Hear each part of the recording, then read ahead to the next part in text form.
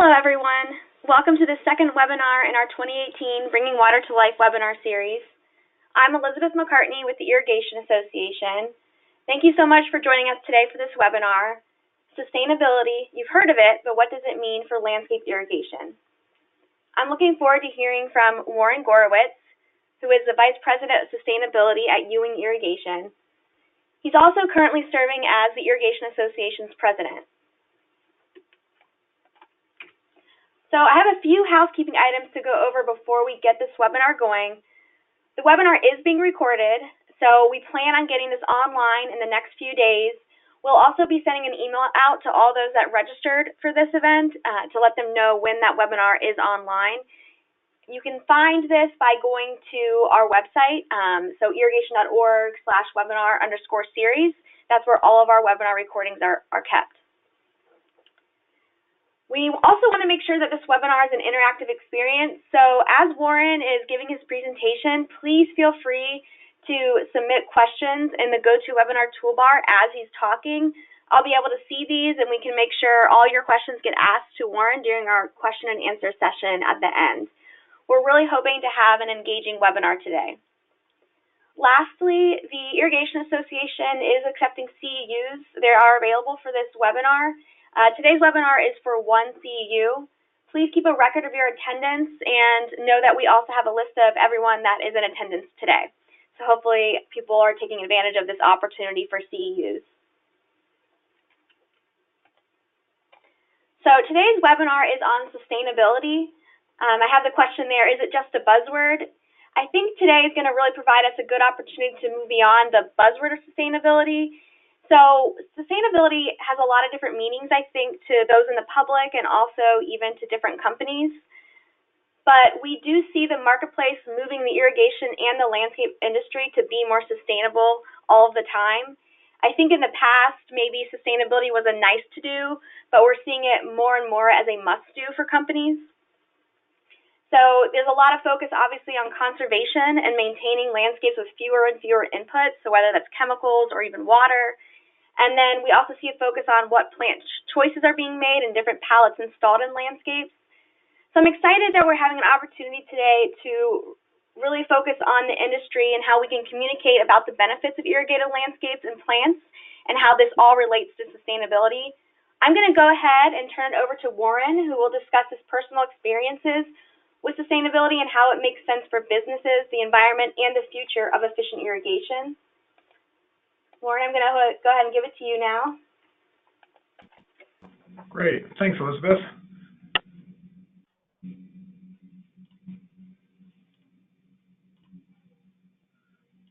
Okay. Well, good morning and good afternoon, depending on where everybody is. Thank you, Elizabeth, again for the opportunity to be here. I'm looking forward to this webinar presentation. I realize that you're sitting in on a webinar and you're just getting a chance to listen to somebody talk, probably while you're doing something on your other screen at the same time, but I want to make this as engaging as possible. And if nothing more, for those of you that don't know me, I try to tie in my little sense of humor to this as well, just to make it interesting. And I hope it provokes some thoughts and some questions. And even if it's after the webinar, my contact information will be provided at the end of the webinar. So you can feel free to get in touch with me, share your thoughts and ideas. I'm happy to have discussions about this. As some of you who do know me, this is something I'm really passionate about. So with that, let's get started. So some of my earliest memories as a child were being outdoors. And there was something magical about being outside. And we had this weeping willow tree in our backyard. And as I grew up, it was a place where I could go for a lot of different reasons. Contrary to popular belief, I did get in trouble as a child quite a bit, and so it was kind of a place of shelter. But it was also a place where it was quiet and I could be by myself and kind of ignore everything else that was going on around me. I grew up in a suburban neighborhood, and one of the unique things about the neighborhood I grew up in, and specifically my neighbors, is they actually had, instead of having grass on their parkway, they actually had and grew vegetables. So you can imagine in the suburban neighborhood, and I'll give you an idea of where it is here in just a moment, but you can imagine the suburban neighborhood where people are used to seeing grass, and instead you've got somebody growing tomatoes, carrots, artichokes, rhubarb, pineapple. Yeah, we even grew pineapple where we are too. And no, I didn't grow up in Hawaii. It was pretty unique. But it was that time where it kind of planted the seed for me and sparked my interest in growing my own vegetables. And so that is a picture of me, and I'm on the right in case you can't tell, if you haven't seen me before. And I got really excited because one of the years I grew zucchini. And I got excited because the zucchini was a huge zucchini, and I got all excited about it, thinking this is going to be great. Well, if you know anything about growing zucchini, when they get that big, they really don't taste very good, unfortunately. I grew up right across the street from a golf course, and there was something magical about the sunrise and being on the golf course. And at 14, I started working at this golf course while I was in high school and had the opportunity to spend 8 years there throughout college or throughout high school and while I was in college during breaks from school. And so here you are in the middle, on this golf course. You feel like you're surrounded by nature with the trees and all the other vegetation that's around there. And yet you are in the middle of this big city. And I was in the middle of this big city. And so I grew up in Los Angeles. If that hasn't given it away by this photo, maybe it might look like anywhere, any big city. And so I'm not sure if you can see the mouse on the screen. So I grew up right off the 18th hole here, kind of by the green, which is where I grew up. And we had a public golf course here, which this is called Rancho Park Golf Course. And I actually did my internship during college at the private golf course across the street. And this is, as you can tell, the golf course looks a little greener, the sand looks a little whiter. Obviously, they had a larger budget than we had at the public golf course. Just for any golf enthusiasts, Rancho Park Golf Course actually used to be the busiest golf course in the United States with over 500,000 rounds of golf played a year. So it was definitely a busy place, and I had a chance to work during LPGA, senior PGA tournaments, and so forth. But it really got me interested in being involved, and that's really what prompted my interest in horticulture, which is what I studied my undergraduate at Cal Poly San Luis Obispo.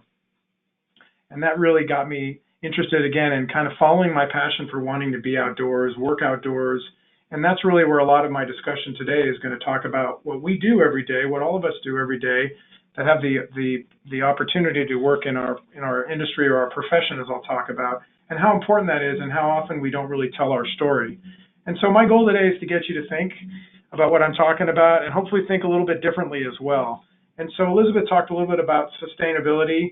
And of course, when you hear the word sustainability, the first thing that comes to mind is what? Of course, here comes the tree hugger, environmentalists. They're going to preach their values and everything else and why, the environment is so important. And the environment is certainly a significant part of sustainability, but sustainability isn't only about environmentalism.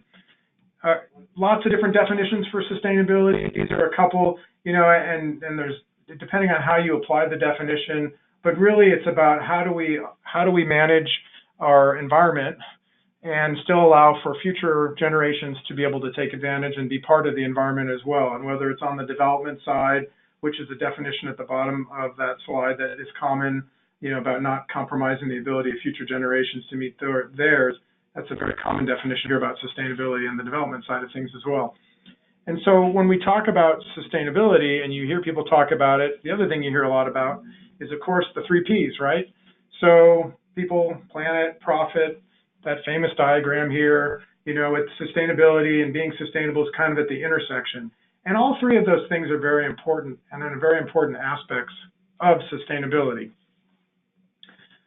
Looking for some other definitions and ways to define sustainability, a good friend of mine, Judy Guido, who also has her PhD in sustainability, she defined sustainability as with what you see on the screen. And I highlighted the point at the bottom, and I think this is something that's really important. And that is that really it means incorporating the environment, health, society, and value into a company's core business with no trade-offs to profits, price, or quality. And I think that's something that we tend to forget about when we talk about sustainability, is the fact that these things are just equally important, and you can't have a profitable business. Sustainability doesn't always mean that it's going to cost more, because that is often a misnomer. And it is definitely not a fad. It is definitely something that is continuing to increase regardless of what's going on with the noise around us. It is not something that's necessarily going away. And so I think you will continue to hear more and more about sustainability. And I hope today, as I continue my presentation, you'll get maybe a different appreciation for what our industry and our profession does and why sustainability is integral in that. Speaking of sustainable, interesting fact here. So this is a photo from 1918. I just thought I found it through a presentation and through actually a friend of mine in the industry who shared it with me, but maybe you did or did not know this. But President Woodrow Wilson, I can't say the name, he kept a flock of 48 sheep to mow the White House lawn. And the whole focus here was they were trying to help World War I efforts. And by saving manpower, they actually earned $52,813. Now put yourself in 1918, that's a lot of money in 1918, for the Red Cross, through auctioning off the wool. So they're pretty far ahead of their time. I don't think necessarily that sheep are going to replace landscape maintenance folks, although I do know that they are. I've seen some articles about places like the airport at Chicago, O'Hare Airport, and other places that did try out some sheep. But I think our profession is safe. But it is interesting to think that back in 1918, they were thinking about sustainability as well. So we live in a really fast-paced world, and life is kind of like a blur in a sense. And we work long hours. We're spending more time with our coworkers than we do with our families. And then there's this constant pressure because you're always connected with technology, 24/7 through the internet, television, emails, voicemails, text messages, and it's really enough to drive you crazy. And because of this stress in life, how do we escape from the constant demands that are on us? And I know you're wondering, what does this have to do with what you do every day? Well, trust me, it does have a lot to do with what you do every day. Environmental philosopher John Muir put it best with this quote: "It's in every walk with nature, one receives far more than he seeks." It's really our time with nature that we can seek relief from all that's going on around us. And if you think about it, plants have been on the surface of the earth for over 400 million years. Most of the communities that we live in at one point were natural environments before they were developed. So really, being outdoors is part of our DNA as humans. And depending on what your preference to nature is, obviously, here's some just examples of it, whether it's the beach, whether it's a park in the middle of a busy city, like I talked about, the golf course I worked at, or out in the woods or along a lake someplace as well. Where is your favorite place? I mean, mine tends to be in the woods, kind of because of the peacefulness of it and the smells of nature. I just really enjoy being there and being able to disconnect from everything else and maybe disconnect from life, every once in a while, and the reality of all the stress going on around you. If you think about it, there are approximately 50 million acres of managed outdoor green spaces in the United States. And our industry alone, the landscape industry, represents over $76 billion in revenue from a July 2015 study by IBIS World, a leading research organization. Now, that was from 2015, and I suggest that number is probably significantly larger now that we're in the midst of the beginning of 2018. So we have a significant impact. Our industry has a significant impact. And if you think about when we talk about landscaping, or what we often call the green industry, we're made up of a lot of different professions. And we study arboriculture, agronomy, botany, horticulture, soil science, integrated pest management, water management. We're licensed, certified professional. There's approximately over 500 million people who work in the green industry. And in fact, like I said, I think we're the original green industry. Now, I've changed this part of my presentation actually to say that we're really the original green profession. So we were green before everybody else was talking about it. And it was the in thing to talk about. And the reason I talk about it as a profession, this is something at a conference that I attended, the GIE Landscapes Conference through the National Association of Landscape Professionals last fall in October. And I sat through a meeting and they were talking about the fact that we need to stop talking about ourselves as an industry, but more about a profession. I couldn't agree more about that. And if you happen to attend the Irrigation Association conference and trade show this last November in Orlando, during my little keynote presentation or talk during the general session, I brought this up as well. And it's something that I continue to think that's really important. If you think about many folks like myself, and hopefully many of you, have spent their entire careers working in the landscape industry or the profession. So really we are professionals. And I think that's really important, and I don't think we talk about that enough. At the same time, when we think about what's going on in our space, there's a lot of disruption happening as well. And disruptions about getting out of your comfort zone, disruptions about industries, professions changing, maybe because somebody else has come up with a better way to do things. Disruption's not always easy, but it is something that's a reality. And to give you an example, I'm going to step outside of our profession and talk about something that most people are familiar with, and someone like me who travels a lot how about, the picture in the upper left-hand corner? Think about that. When's the last time you've been in a taxi, and where is that? How is that changing? Well, companies like Uber and Lyft have realized that they could come up with, and even General Motors as well, that they could come up with a better way to move people around in a more efficient way, more cost-effective, in a friendlier way. I don't know about you, but I generally never have conversations with taxi cab drivers. I definitely do more so in the space when I'm using ride sharing. But it's transformed. It's disrupting the industry so much so that, like I mentioned, companies like General Motors and other companies are buying into these and investing in these companies because they realize that transportation as we know it is going to change. Forget about autonomous driving because that's even another piece, right? I mean, think about that. If you have the opportunity to ever come to Phoenix, Arizona, where I am, we have on the bottom left of your screen, we have these Uber Volvo SUVs driving around Tempe and Phoenix and Scottsdale all the time, and everybody is looking at this as to be the next frontier. So this really has disrupted the transportation and automobile industry. So what's our industry for professions disruption? Well, I think it's sustainability. I really do. And I think it's something that we're very well poised to deal with and be able to adapt to as well. So let's think about that and step back a little bit and imagine what we would be like. What would the environment be like if we didn't have any green spaces? Pretty dull, pretty monochromatic. Where's our oxygen going to come from? What's going to remove the pollution out of the air? What's going to help moderate our climate? What's going to filter and recharge the groundwater? How are we going to grow our food if all of our spaces are like this, hard surfaces? Where are our kids going to play? Probably not there, right? I mean, it's just not really a friendly place to be necessarily. Well, if you're looking out of a window, imagine looking at a brick wall, and I realize that I'm being a little over dramatic with some of these photos, but I'm trying to make a point. And that is that, there's a significant amount of value to what we do every day and the environments that we create every day. And I think we need to continue to tell that story before somebody else creates the story and tells it for us.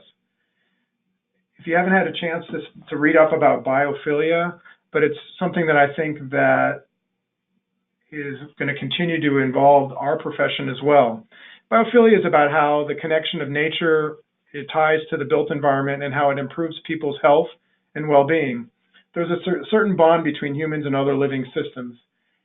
A great example of the photo that you're seeing here, the Thorn Crown Chapel in Eureka Springs, Arkansas. But notice how you're bringing the outside in. When you see that image, you can kind of get a feel for that. There are studies that talk about the benefits and how people actually heal faster when they're, say, in a hospital and they're actually out when they look out their window rather than seeing a brick wall or another building, but being able to see green spaces, trees, landscaping, plants, nature, how they heal faster. That's all tied to biophilia. These places don't necessarily maintain themselves. Some of the ones in the natural environment does, but what we do on the managed side of green spaces requires somebody to do that, somebody to keep them maintained and take care of them. So I think it's, again, another opportunity for us in our profession and our industry that we need to take advantage of. But then we have all these realities that we're dealing with. And these are the things that keep me up at night, and these are the things that people tend to look at and think about when they refer to, say, the landscape and irrigation industry, or profession as I like to call it. And this photo could be anywhere. It doesn't have to be. It could probably is going on in your own neighborhood. I know I see it in my own neighborhood, even here in Phoenix as well. And we have some challenges we have to overcome. And for those of you that are in California, obviously with the previous drought, which looks like it's continuing along because it really hasn't necessarily ended, but runoff is illegal in California. And I think you're going to see that in more and more places as water scarcity becomes more of an issue. And so what's wrong with this image? When I think about this and I go back to my horticulture days and my undergraduate degree, no matter how much you water the sidewalk, you're not going to necessarily get grass to grow on it. So why are we wasting water like this? We need to there's a better way. There's a better way to do this. And in fact, you've probably heard the statistic before, but the number one irrigated crop in America is turf grass. So water use typically varies outside by geographic location, and we know that in the Southwest it can be as high as much as 60% of a typical residential water use is outdoors. And of that, almost 50% of it's wasted. We have an opportunity and we have a challenge at the same time. How do we change the perception? Now, fortunately, this is changing, and I am noticing, especially as I have the opportunity to travel around, that we are doing a better job of how we use our water, but we still have a significant opportunity to improve that, and especially as the cost of water goes up as well. Whoops, went the wrong direction here, sorry. And the EPA Water Sense program, which I'm hopefully you're familiar with, again, same statistic I just talked about, just driving the point home that as much as 58% of the water used outdoors can be and has been wasted from inefficient methods. And so when we talk about irrigation specifically, I like to think of it as kind of like a three-legged stool, in that if you have a good irrigation system, in order to have a good irrigation system, you need to have good irrigation design, a good irrigation system, a well-installed system, and which is properly maintained. And if any one of those areas is not functional or missing, i.e. take a leg off that stool, the stool is going to fall over. And so you can have the most efficient design, but if it's not installed properly, how good is it? And the same thing on the installation side, but if it doesn't get any maintenance, how efficient does that irrigation system stay? And I think that's one of the challenges I know in talking to landscape professionals around the country, is that it's a challenge to get people to pay them for their services and their expertise and their training and their knowledge, because oftentimes people don't think that an irrigation system really needs any maintenance. You know, it's kind of one of these, well, I install it, you don't typically see it operating unless you're up in the middle of the night, which sometimes I know I am. And the question is does it get the proper maintenance that it needs? And that's so important. It's so important. And we don't think of an irrigation system like we do an automobile, or like our own bodies that require maintenance, if you think about it from that perspective. But because of this significant amount of focus on outdoor water use and wasted outdoor water use, this is something that's really important that we need to keep reminding people, is that we do need irrigation system maintenance. And we do need to be responsible and do things in as responsible way as possible. And yet, you know, what's wrong with this photo? Well, if you've got a duck swimming in your landscape, you have a problem. And in this situation, probably irrigating too much. Now, like this photo again was shared with me, I didn't take it myself, so I don't know the whole backstory to it, but it's either possible that it might actually have been raining, which is causing a little bit. Now in Arizona, this is something we see, and probably common in a lot of other parts of the country, is that we have detention basins, so that water is actually collecting in the landscape like you see there, not from irrigation, hopefully, or over irrigation, but it's actually collecting from storms and rain events and actually filtering back into the ground, as opposed to all running into the storm drain, which I'm going to talk about here in just a minute or two as it relates to green infrastructure. But obviously we have some challenges if this is going on, especially if you're irrigating while this is happening, whether it's a rain event or not. And we have simple solutions to solve that, which I suspect that I'm guessing most of the people that are participating in this webinar, that are viewing this and listening to me, or watching it after the fact, if it's been being recorded, probably preaching to the choir here. And I hope that if I challenge you to do one thing after this webinar, as to how do we spread this message to other people about the importance of what we do and about doing things the right way. And so if you think about our practices on a daily basis, we rely on a lot of natural resources. And there's an assumption that they're always going to be there. And if you think about one of the major components for moving water around a managed green space, whether it's a landscape, a sports field, a golf course, or whatever, it's PVC. And it's made from resin, which is tied to the petroleum industry. And so what happens when PVC isn't widely available because of a lack of petroleum, or maybe because the costs go up, or maybe because that petroleum is being needed to use for something else other than making PVC pipe? The question is do we have other cost-effective alternatives today? And I'm not, I think that there are other alternatives. Are they cost-effective?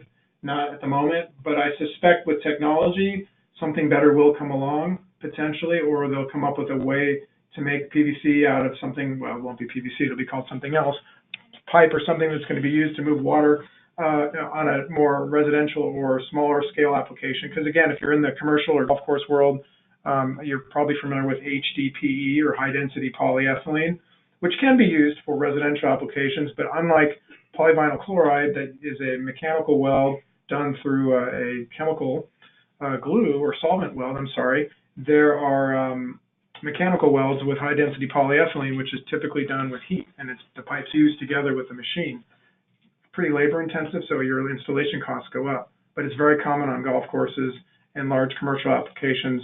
Definitely has a significant amount of strength too, compared to the chemical compound using PVC. But just something we have to think about. The other thing we have to think about from another reality is that, you know, the whatever you want to call it, the weather extremes are becoming more extreme, and so the changing climate or the weather events that are causing severe droughts to occur, or at the same time torrential flooding is occurring. So you kind of have this yin and yang in different markets, and maybe one year it's in a drought and another year it could be in a flooded area. But the weather extremes can affect our ability to properly grow and manage plants. Obviously, as Elizabeth talked about at the beginning, there's certainly a significant focus and an interest on regionally or climate adapted or native plants, but landscapes that use plants that require less extra water and be able to survive, you know, with the traditional water that you would get from Mother Nature. Although tradition, it's hard to rely on that in a lot of ways because it's continuing to change so much, as we see every year as the drought extremes, the weather extremes, the flooding extremes become more extreme, whether it's hurricanes or droughts, whatever else we see affecting our environment around us. And if you think about the impact of significant droughts, and I go back to the 2007 drought that crippled the Southeast, and it crippled the green industry at the time because they literally shut off the water for landscapes. And, you know, if you think about water uses, health, human, and safety use for water is going to come before a landscape. But companies went out of business, nurseries closed. You know, if you're watching the news and what's going on in South Africa right now, in Cape Town, and the fact that they're slated to run out of water by, originally it was May, and I think they pushed it back to the beginning of June now. Could that happen here in the United States, North America, or other parts of the world? I think it could. Do we have plans or systems in place to try to prevent that? Yes, but it doesn't negate the responsibility that we have as a profession to make sure that we do everything we can do to prevent that from happening and use our resource as efficiently as possible. And I think one of the challenges that exacerbates this is the fact that, as I showed you from that slide earlier when I was talking about us being the original green profession, is the fact that we have so many different organizations, different facets of our profession, and we're all working kind of in our own, sometimes we all work in our own little silos. And how do we figure out a way, and how do we work together to create some common messaging about the importance and the value of these spaces? And that was actually something that I focused on in 2015. I went back to school to get an executive master's degree at Arizona State University in sustainability leadership, because I really wanted to learn about sustainability from outside of our industry, our profession. And I spent 13 months in this executive program, and my capstone was talking about how do we, and it's still one of my passions, which is why I present on it today and continue to present on it and share with people, but how do we pull all the industry organizations together and create some common ground for some messaging that we can use that shows the value of what we're doing and the importance of it and the positive impacts, when done properly, that it has on our environment around us. Another reality, water costs aren't going to decrease. I wish I had a crystal ball and could tell you that they were, but I don't anticipate water pricing going down any at all, and for a lot of different reasons. Probably one of the biggest ones that you see on the news a lot is that the infrastructure around the country is aging, and it does need to be replaced. And so somebody's going to have to pay for that, and the water rates will continue to change or continue to increase to allow for funding for that.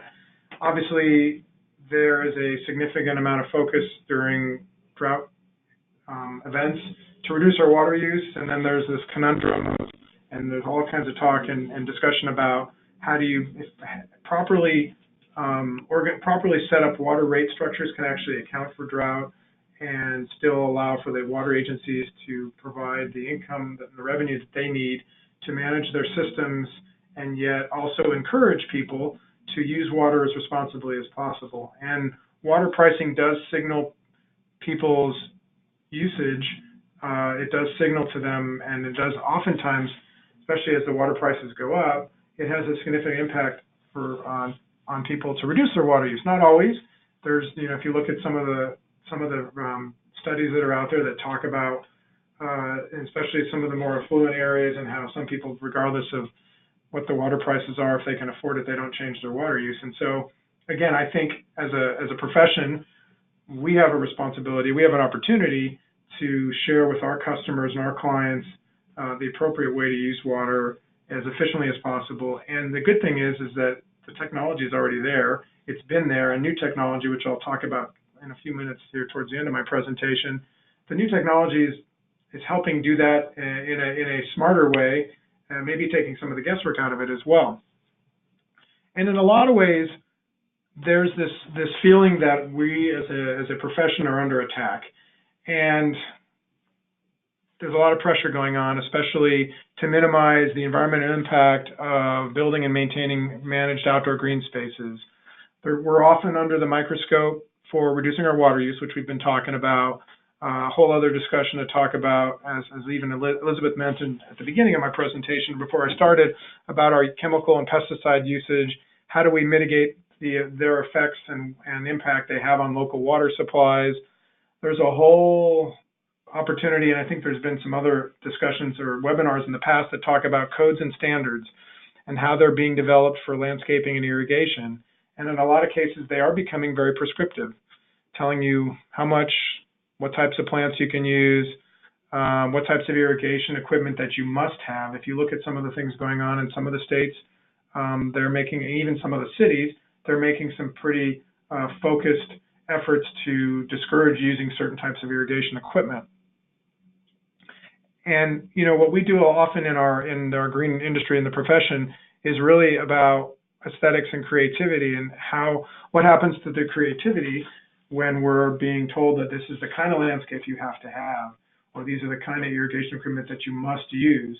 And so we have to adapt to that, which is something that's important, but we also have to recognize it as well. And so I think it's time for us to be bold. And when I say that, I mean, what are the values of managed green spaces? And how do we talk about that? And here's an example of a marketing piece that the National Association of Landscape Professionals put together to talk about the benefits of healthy landscapes. And I call your attention to their website that they put together as well, called loveyourlandscape.org. It's a great resource for information about landscaping documents, things that you can use, information that you can use, facts and figures that you can use to share with your clients. And it gets kind of at the root of the cause, no pun intended, but really sharing, starting to share our story and the benefits of what we do every day. And we have to recognize, and this is a great study from Colorado State University, that we have to recognize, what happens when we do have a drought, what happens to the value of our landscapes, and how are the plants, especially the mature trees, affected, and how do we plan for that when we plan for droughts. Great study. If you get a chance to look at it, I'd encourage it. From Colorado State University. If for some reason you can't find it on the internet and you'd like a copy, you're welcome to email me again after the presentation, and I can send it to you as well. And I think the day of thinking about landscaping from a aesthetic to a more functional use is changing. And so this is the Landscape Performance Series, which is put on by the Landscape Architecture Foundation.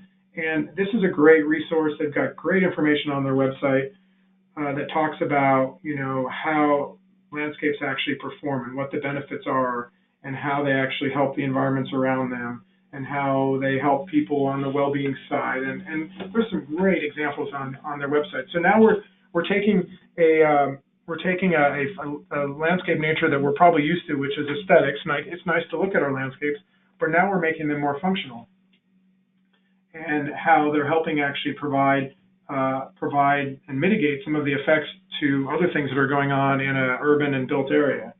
And then there's this whole value of water discussion and how we take green infrastructure and another great study by the Urban Land Institute that talks about, why stormwater management, green infrastructure, how important that is.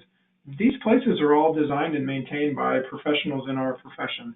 And I think that's something that we need to remember, that we do have a significant positive impact as well. So the terminology might be changing, and although this isn't necessarily stormwater management and green infrastructure isn't necessarily something new, but it is certainly becoming a big buzzword. And so how do we take our landscape environments and turn them into ways to sink water, carbon, and other things, and actually provide and actually help. And here's another concept that I won't talk about necessarily today in any detail, but the whole idea of using our green spaces to regenerate, and that's a whole different focus now. So for, you talk about sustainability and, using less and providing for the future. Well, how do we now take our outdoor environments and actually allow them to heal for maybe some of the development that's happened, and it's happening, it's being done. And so we need to think about things from a different perspective. And so here's an article that I had found back earlier last year, in the middle of last year, just talking about how cities, urban areas, are taking parking lots and actually changing them and creating these natural, or not necessarily natural, but creating these environments, landscaped environments that are helping improve the environment around them as well. When we talk about the value of landscape, this is a report. Again, I'm happy to provide you with a copy that was done back in 2011 from Texas A&M University in College Station by Dr. Charlie Hall and Madeline Dixon. And what's significant about this report is there's data in here based on the research that shows the value, the economic, environmental, and health and well-being benefits associated with our products and services in our industry. And I highlight a couple of those just for points, and we've already talked about this a little bit earlier in the presentation, so it might not necessarily be something that will be a surprise to you, but understanding that property values increase when homes are close to parks, botanical gardens, and tax revenues for cities, especially when areas are around landscaped and green areas, parks. The residential return on investment for a residential landscape, 109% return on investment for every dollar spent for a residential landscape. So there is a significant economic value with the spaces and the environments that we create. We've been talking about the environmental value as well. We talked about how it improves air quality, releasing oxygen, helping save energy because trees and ornamental plants around buildings can cool and reduce the sun's radiation effects, reducing noise pollution, reducing soil erosion as well. We haven't talked a lot about soil. I'll mention it here in a minute in a little bit more detail. But thinking about the fact that when you have deep-rooted trees and other ornamental plants, they actually anchor soil in place. And then reducing stormwater runoff. We talked about green infrastructure and about why don't we, instead of getting water off a site as quickly as possible, why don't we recognize that we can actually keep water on site and use it for the benefit of recharging groundwater in certain areas, and also using it for the benefit of the landscape itself instead of letting that water just run off. The health and well-being aspects as well to landscape, which we talked about earlier, stress reduction, therapeutic effect. I know one of the reasons why I enjoy working outside, especially in my landscape, is there's a certain amount of therapy to it. For me, allowing children to learn and focus. There's studies that show that they concentrate better. It improves their engagement when they're outdoors. So there's a significant importance to that as well. Even reducing crime in a community when you have landscaped and green spaces around urban areas as well. And really, this talks a lot about collaboration and how we can all work together. I mentioned that earlier and how important that is, and that we don't have to necessarily go at this alone. And so I think that's something we need to remember. And at the end of the day, it's really about water, which we've been talking about, and the importance of water and the importance of using that resource as efficiently as possible.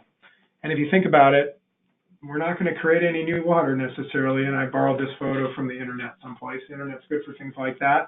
And if, what's inside this can? Well, it's air. So there is no such thing as dehydrated water. And although somebody thought this might be a great invention, but it might not necessarily be. But we can't create more water. We know that all the water that's on the earth is there now, will be there. It's just a matter of how do we use it as efficiently as possible? How do we make the most of it? And I've talked about, and speaking of water, I'm going to take a drink for a second, excuse me. I've talked about how we have a responsibility, and I think that's something that's really important. And so when we have choices, we can wait for legislation and mandates, or we can be proactive and do things before we're required to do them. And I think as professionals in the landscape green profession, we do have that responsibility to use the resource as efficiently as possible, as I've mentioned a couple times, and to make sure that we're also educating our employees and our clients about the important use of it as well. And, you know, for better or for worse, with technology comes the ability to get information at everybody's fingertips, especially when it comes to reading about anything and everything you've ever wanted to read about. And so I think our customers are more knowledgeable. And so in a lot of cases, I feel like they're asking for it. And I think it's up to, they're asking for making sure that we're providing them the best technologies, the best efficiencies, the appropriate landscape for the area and so forth. And it's up to us to make sure that we're providing them what they're asking for as well.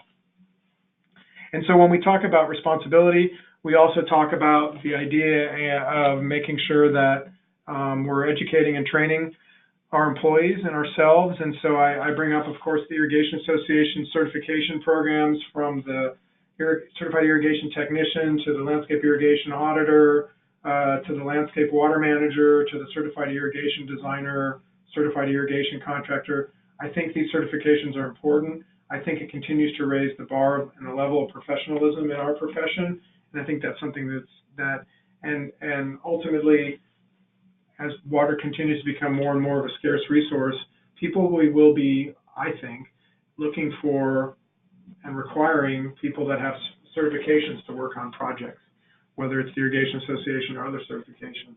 And I think we need to just recognize the importance of the certifications. I bring up another one that you might have heard of as well, the whole Qualified Water Efficient Landscaper program started in the Bay Area, Northern California. Again, another type of a certification, focused on the landscape community and the landscape professional. And I think it's just something we need to keep in mind, that there are different kinds of certification programs out there depending on what you're looking for as well. When we talk about water, let's think about this from a change that I think you're going to see in the future. Well, the idea of taking water that's been treated to drinking quality standards and use it to irrigate our landscapes in water-stressed areas is probably going to change. And so I think we need to continue to look at alternative water sources, whether that's water harvesting as one example, and taking rainwater harvesting and rain and using that rain and actually using it for something of benefit as well, or whether that's taking and using reclaimed water or recycled water in urban areas that you have that infrastructure available for you. Instead of using the potable drinking quality water, you're using reclaimed water for irrigating landscapes. They have their own challenges as far as understanding what the makeup of the water is and the effect it could have on your plant materials, especially when it comes to salts and how to manage that. But this is just a reality that as water becomes more and more of a valued resource, the chances are, not everywhere, but the chances are in a lot of areas, you're not going to have the ability or the luxury or the cost. It won't be cost effective maybe in the future to use potable water for irrigating our landscape. So we need to come up with what those solutions are. And even in residential applications as well, this whole idea of using gray water, and this is a very emerging industry. It's still changing. It's very much depending on the city codes and state requirements, health and safety codes. And this is just an example of a traditional residential laundry to landscape application where you're literally taking water that's coming out of your washing machine and using it subsurfacely to irrigate your landscape. This will continue to emerge as well. We talked about green infrastructure and the importance of that, and I think that this whole idea again of having the performance value of a landscape is so important. And I would not talk about landscape and irrigation efficiency if we don't talk about soil. And I think it's something that's so underrated, and I think we need to think about how important soil is and the effects that it has on the environment, the effects that it has on the landscape and the plants that you're growing in it, and the impact that if properly managed soil, healthy soil, can reduce water use, makes your plants grow better, and depending on on how you approach your soil management, and there's this whole thing called the soil food web, which you're probably familiar with, and how important these beneficial organisms are to our plant health, and how they can reduce our use of synthetic products, synthetic fertilizers, and pesticides and other things as well. As the world goes in that direction, that we have the ability to have an effect on that as well. And I think that's really important. And I talked about certification programs as well. There's a program put out by the Green Garden Group, G3, and they have a whole focus around watershed landscape and watershed-wise landscape training. And so again, not are we all focused just on the irrigation aspect, but now we're talking about using that water, storing that water, sinking that water back into the ground, and taking advantage of that water you have so you can reduce your use on additional supplemental water. Is irrigation going away? I don't think it's going away necessarily, but I think we do need to take advantage of the water we get from Mother Nature and other natural environments to help provide more of a larger source for that water so it's not all supplemental, especially in drought-prone areas. When we talk about technology, specifically water efficient technology is definitely becoming the norm, and it's definitely being required. And if you think about, where the industry has come from a controller technology standpoint, starting, if you remember the controllers, electrical mechanical controllers, to solid state controllers, to this whole focus around smart irrigation. And we go from irrigation controllers in a lot of ways to water management. And with the technology and Wi-Fi technology and all that, it's fascinating to see how that's had such an impact and how the technology can help us, whether it's controlling our irrigation system in the palm of our hand or providing technology, whether it's weather sensors or soil moisture sensors, to actually help us make smarter decisions on how much and how often to irrigate our landscapes and our green spaces as well. If you think about irrigation technology, we've come a long way as well. If you think about where we started in irrigation technology from, say, a sprinkler, and this came from the Irrigation Association Museum, actually, from 1930 to this advertisement that I found that talks about this great underground lawn sprinkling system from Goodyear made out of all rubber. And for as little as $50, you can install a 12-head system to cover 30 by 40 foot lawn. Pretty amazing where we've come from. And to the high efficiency nozzles and how that's now becoming the norm, and the amount of incentives that are going on, especially in the West Coast, on rebates and other programs to encourage people to use technology, whether it's nozzles or the smart controllers that I talked about earlier, and to drip irrigation as well. These are all things that are becoming more and more sought after. And again, I think it's our responsibility to learn about them and also to use them and apply them and figure out how to apply water as efficiently as we can to the plants that we're trying to grow, and how important that is as well. And then the last aspect of it really is this whole idea that you can't manage what you don't measure. And why do I say that? I say that because the technology, again, is helping us in our favor, and the whole idea of flow sensor technology. And I think you're going to see more and more irrigation controllers. It'll kind of become the standard feature where you'll be able to use a flow sensor. Why is that important? Well, you can actually keep track of the water you're using specifically on your irrigated areas in your landscape or your green spaces. But more importantly, when you happen to have, which does happen from time to time, an irrigation issue, whether it's a broken sprinkler head, a broken main line, or a shut-off valve, you're going to know about that and get notification of it, and because of our technology that we have as well, and know about that and be able to hopefully reduce your waste of water when, in the case of say, an irrigation line break or a sprinkler head that maybe a nozzle's come off of, or in the instance where maybe the valve was closed, somebody closed the valve manually, and when they were doing the irrigation repair, forgot to turn it back on, you'll get notification that no irrigation happened when it was supposed to.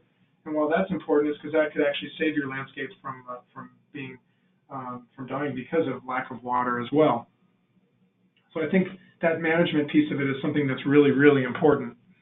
And so hopefully in my discussions today, you don't feel like you want to stick your head in the sand and just ignore everything that's going on. I hope I've given you some insight and some different ways, different approaches to think about things in looking at, maybe how we reframe what we do as a profession and how we work together. I talked about kind of a little bit about my background, my definitions of sustainability, why I like to refer to us as a profession and how we really were green before everybody else was, talking about some realities, why it's important for us to be bold, and how technology can help solve some of our challenges as it relates to water use. And with that, I'm almost out of breath. I'm going to wrap up my part of the presentation. My contact information is here And I will turn it back over to Elizabeth for any questions that you might have, hopefully, here. Thank you so much, Warren. Really appreciate it. We haven't received too many questions quite yet in the toolbar, so hopefully people realize where that is on their screen. Feel free to submit questions to Warren. We can go ahead and get started with the first one, though. So the first question is, are some local governments fining individuals who harvest rainwater? What is the impact of that? Was the question, are they fining? Yes, are they fining individuals? Depending on what the water laws are, I know for a fact that in Colorado, and I think some of that language is starting to change now, but it was illegal to harvest rainwater. And if my memory serves me correct, they've had some recent legislation last year that allows a person, a property owner, to harvest, I believe it's 75 gallons, if my memory serves me correct, of rainwater that you're allowed to harvest, which isn't obviously a lot by any means, but it is a step in the right direction. And so, yeah, there are still some, in my opinion, antiquated water laws that will be changed or need to be changed in order to allow people to harvest rainwater. So it isn't legal everywhere, but I think that will continue to change. Great question. Yeah, I think that's right, Warren, what you just said about the Colorado thing. I think they did update the law, but it's definitely based on, water laws in the state and what people are able to do with their rainwater. So the next question, have you seen your sustainability work incorporated into different marketing efforts at Ewing, and what did this look like? That is a good question. We are focused, and the answer is yes, we are focused around, and part of my responsibility is how to find sustainable solutions, sustainable options for ways that are traditional ways of doing things in our profession. And so what does that mean? That means seeking out, looking for new and innovative, whether it's technologies whenever it comes to irrigation, or whether it's products and ways to manage soil health when it comes to organic products, fertilizer, pesticides as well, looking at products, again, that have a reduced or minimal impact on the environment, or whether it's finding products that, as an example, and this is kind of on the maintenance side of our industry, our profession as well, bio-based fuels and oils for replacing your traditional 2-cycle, 4-cycle, and bar and chain oil that you would use in some of your equipment. So yes, it is definitely something that we're focusing on, and it's kind of one of those chicken or the egg things in a lot of ways, is because I look at it as we need to find the solutions now, because I do think and feel pretty strongly that in certain parts of the country, we are the flexibility that we're going to have for what kinds of products you can use will be limited, because states and city codes will make pretty strict demands on what you're allowed to use. And so from my perspective, it's finding those options now, while we have the ability to still use the other traditional products, before all of a sudden you can't sell certain types of products. So yes, it is something that, sustainability is definitely, as you mentioned at the beginning of the webinar this morning, is definitely a buzzword, and it is definitely, there's a lot of greenwashing going on where people are talking about being sustainable. I try to be very careful about that. I can tell you there's plenty of opportunities within our own company that we can do a better job with sustainability as well.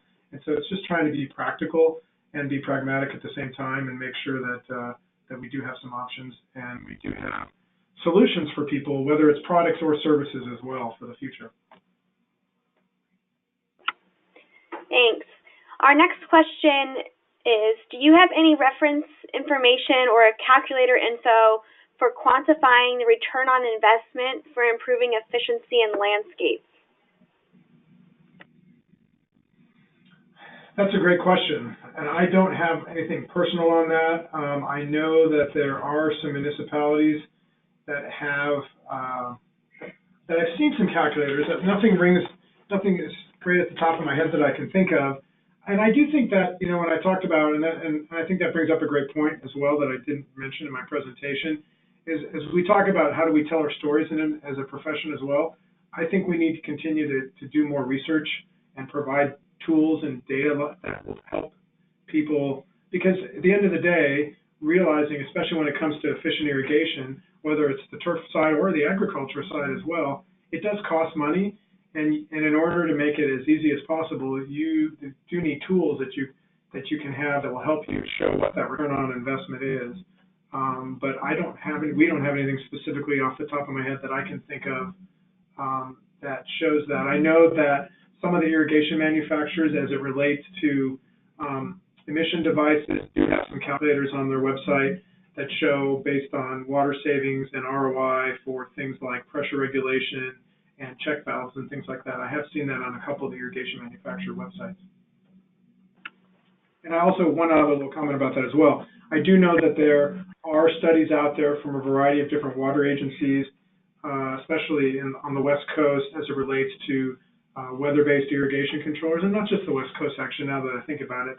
There's a variety of cities that have done studies and shown data, and I believe the Alliance for Water Efficiency, also another organization, also has some data on the benefits of weather-based and smart irrigation controllers, and providing some ROI information as well. Great, thank you. So this is a relevant question. Do you see any reduction in the water-free landscaping driven in the western United States? For example, artificial turf, or the thought that irrigation is not needed if native plants are used? Absolutely, absolutely. And I didn't get a chance to talk about, in my presentation specifically, about some of the rating systems for efficiency, whether it's buildings or landscapes, whether that's the things like USGBC and the LEED rating system or other organizations. There is definitely an emphasis, and there's definitely a focus even on some of the more extreme rating systems, where they will not allow any supplemental irrigation after plants have been established. And so that's, I think, a challenge we have as a profession, is to balance that with the kinds of landscapes that people are still demanding and requiring in areas that maybe they don't belong in some sense. And so I think there's a happy medium somewhere in there. But yes, that is definitely something that's continuing to get more interest and definitely get more attention with some of the rating systems, and even especially in drought-prone areas as well, where there's a significant encouragement to it. And I think, depending on where you are, I think the climate-appropriate native landscapes are beautiful. It can be something that is attractive if managed properly. Once again, you still can overwater a native landscape if you're not careful. And so I think that's something you need to look at. And the same thing with synthetic turf. It's very political, I know. As a distributor, we sell synthetic turf. There's a lot of it sold in the industry. I believe it does have its place, and it is something that does reduce water use. The environmental benefits, I'll let you make up your mind on and decide how you feel about that. But it definitely does reduce water use compared to a traditional landscape. But does that offset the environmental benefits that you're not going to get from having living, breathing plants? That's a good question, and I think there's more studies that are looking at that need to be had to show the effects of that as well. Well, thank you so much, Warren, and thank you everyone for the really engaging question and answer session. I think Warren was able to give some good insight, and hopefully, if we didn't get to your question, I apologize, but as you can see, both of our contact information is on the slide in front of you, so please feel free to reach out to us. And before we close, just want to let you know of our other future webinars coming up in our 2018 Bringing Water to Life webinar series. We hope you can join in the future, and just be on the lookout for an email to let you all know when this webinar goes up online. Thank you all for joining us today. Thank you.